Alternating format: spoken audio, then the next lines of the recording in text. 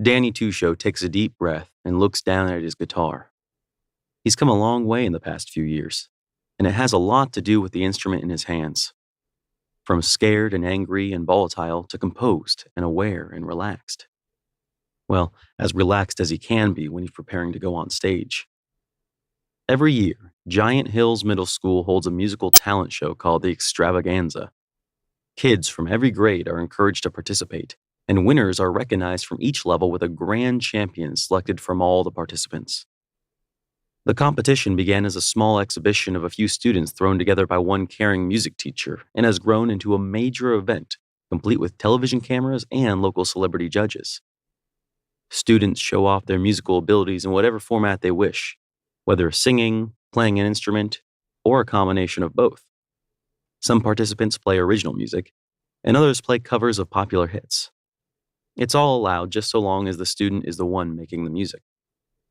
Danny flexes his fingers and wonders where all of the stiffness has come from. A few moments ago, he would have said that everything was fine. Now his hands feel like they're slowly filling with sand and his stomach is turning a circle. He shakes his fingers and takes a deep breath. In a moment, he will be back on the stage. Lights in his eyes. Crowds stretching out before him. Silence and music and the pounding of blood in his ears. It seems like it was only a short time ago he was standing in front of this same crowd for the first time.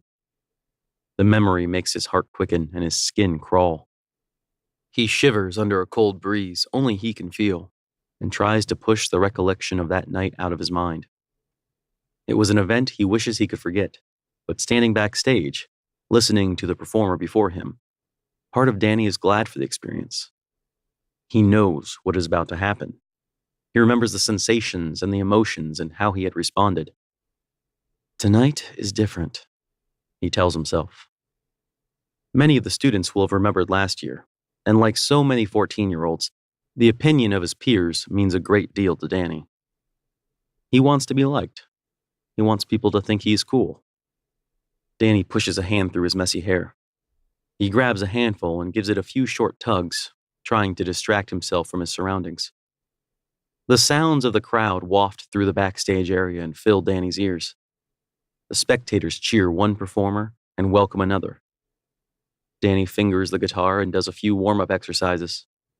His hands still feel like they are worthless, and he's starting to get convinced that this was a terrible idea. Why did he have to do this? What made him think this would be any better than last year? The guitar suddenly begins to feel heavy, and the weight of it cuts a rut in Danny's shoulder. He shifts uncomfortably and looks about the room. All around him, students are pacing, mumbling, humming, or just sitting there in silence. His stomach begins another slow revelation, and Danny sucks a long stream of air up his nose. He closes his eyes, lays his hands on the guitar, and lets his breath seep out of a narrow opening between his lips. The nerves are getting harder to overcome. When Danny opens his eyes, a boy across the room catches his eye. The kid must be in the 6th grade based on how small he looked next to the 8th graders sitting behind him. The boy was holding a trumpet, and his fingers were shaking so bad he couldn't depress any of the valves, and the sweat on his forehead was running freely down his face. Danny couldn't help but feel bad for the kid. The sand in his own hands began to drain off. Danny crossed the room slowly, picking his way between the nervous bodies and stacks of instruments. His fingers stretched and danced across the fretboard more easily, and Danny felt his confidence begin to rise. "Hey," he quietly called once he was close to the trumpet player. The kid looked up at him, dropped his eyes to Danny's guitar, then looked at his own knees without a word. "How are the butterflies?" Danny asked. The boy just sat there, keeping his eyes low and his mouth shut. "I remember my first year," Danny continued. "I thought I was going to puke on my shoes.